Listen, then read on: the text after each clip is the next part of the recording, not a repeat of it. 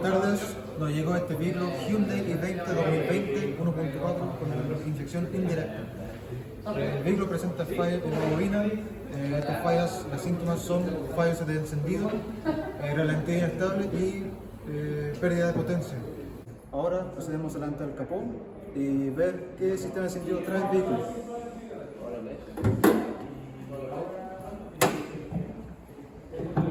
Ya, como podemos ver aquí, tenemos el lado de admisión y el lado de escape. Al levantar la tapa, podemos encontrar las 4 bobinas. Estas 4 bobinas son bobinas COP con 2 pines. Ahora vamos a proceder a ver la bobina COP internamente.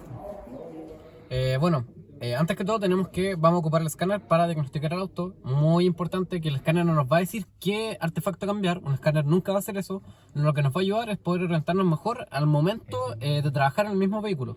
Por lo tanto, en este caso las bobinas, y de manera más anticipada, vamos a ver si hay análisis de DTC o algún código de falla. Por lo tanto, nos vamos aquí, nos vamos al motor, aceptar.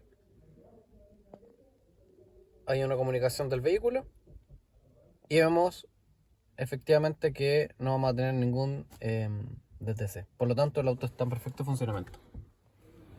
Una vez identificado el sistema de encendido del vehículo, en este caso es con 2 pines, debemos saber cómo es internamente el sistema para saber qué medir o qué señales encontrar. En este caso, encontramos que el transistor está incorporado a la unidad de control. Y encontramos un bobinado primario y un bobinado secundario. Encontramos 2 pines, positivo y curva primario, el cual proviene del transistor que está incorporado a la unidad de control y es aterrizado a masa mediante una señal EST, Electric Spark Timing. ¿Cómo funciona? Bueno, la unidad de control aterriza el transistor a masa, lo que básicamente produce que se induzca el primario, y una vez que deja de aterrizar la EQ, el transistor a masa, se induce el secundario y con ello se produce el salto de la chispa. ¿Qué mediciones podemos realizar? Bueno, podemos realizar la medición de positivo, la curva del primario, la resistencia del primario y la resistencia del secundario entre la salida de la bujía y en el punto de curva primaria. Por aquí tenemos básicamente el diagrama del vehículo Hyundai i20 con el flujo corriente, donde podemos notar que encontramos 2 cables. Tenemos un cable rosado en todas que básicamente correspondería a alimentación positiva y el otro cable de diferentes colores que van hacia la unidad de control, los que correspondían a la curva primaria, haciéndonos entender que el transistor está incorporado a la unidad de control.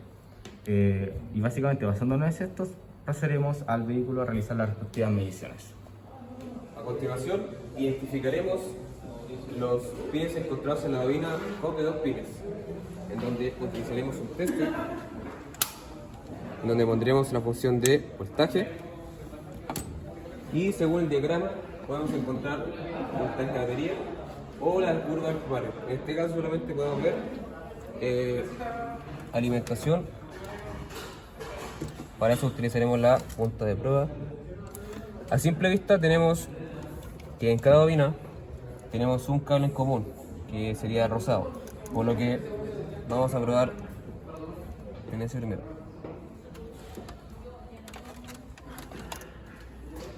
Pinchamos aquí y el negativo de batería con contacto abierto. Ahí nos da los 12 volts de batería. Por lo tanto, el otro cable o el otro pin debe ser la curva del primario, y la cual la verificaremos con el osciloscopio Hunter. Con nuestro tester podemos identificar que el pin de alimentación es el cable rosado. A continuación vamos a verificar nuestro cable rojo, el cual correspondería a la curva del primario. A continuación, una vez identificados los cables de señal y alimentación, procedemos a pinchar el cable de señal. Y acá tenemos nuestro osciloscopio Hunter, el cual está configurado en un tiempo de 1000 milisegundos por 50 volts de división. En este caso nos da la curva de primario. Ahora vamos a pasar a analizar la curva de la bobina. Hay que entender que tendremos 2 curvas aquí. Esta va a ser la curva teórica ideal, y esta va a ser la curva que encontraremos en el osciloscopio, en el taller. Esta es la misma curva que teníamos en el video anterior, pero hicimos un zoom a los parámetros y se ve de esta manera. Lo que hay que entender es que vamos a tener aquí la carga de batería, aquí vamos a tener el duel o el tiempo de carga, que se lo suele llamar, vamos a tener la inducción de la bobina, y esto va a ser el tiempo de quemado. Este tiempo de quemado tenemos que entender que tiene que idealmente estar en un tiempo aproximado de entre 1 y 2 milisegundos. Luego vamos a tener las oscilaciones de la bobina, lo cual es una muy buena demostración que la bobina está en buen estado. Cuando esto no está, podemos tener un indicio que hay algún tipo de error, algún tipo de falla dentro del circuito interno de la bobina. Como vemos que está, sabemos que la bobina, en el caso que seleccionamos, está en perfecto estado. Luego volveremos a tener el valor de carga. A continuación, lo que haremos será medir, como ya hemos medido anteriormente, los siguientes pasos. Lo que queda es medir el primario y el secundario en la bobina. Lo podemos hacer por el simple hecho de que podemos medir primario porque no tenemos el transistor incorporado. Entonces, lo que hacemos primero va a ser retirar la bobina, que ya lo tenemos previamente hecho, como ya decíamos, la extracción de la bobina. Tendremos que irnos en nuestro multímetro. Colocaremos en resistencia para medir el primario. ¿Y cómo lo hacemos? Medimos entre estos dos pines, donde nos tiene que dar una resistencia en ohms. Y como podemos ver aquí, nos da 1.9 ohms. Entonces, ya tenemos la bobina primaria, que nos da 1.9 ohms. Continuaremos con la secundaria. Entonces, ¿qué tenemos que hacer? Obviamente, nuevamente con el resistencia. Y lo haremos en la curva primaria, uno de los pines, no en el de batería, y la otra en la parte inferior, donde nos tendría que dar un aproximado en kilo ohms. Por tanto, nos da 8 kilo ohms.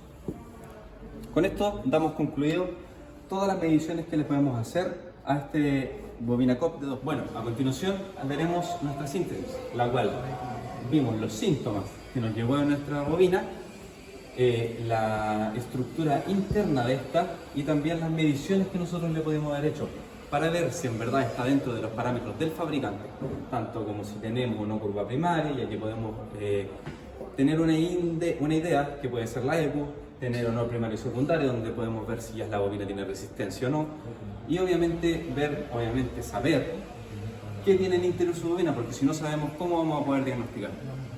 Con esto también damos concluido el orden, ya que siempre hay que tener un buen orden, tener todo ordenado, puesto en su lugar, para así culminar las mediciones de nuestro video.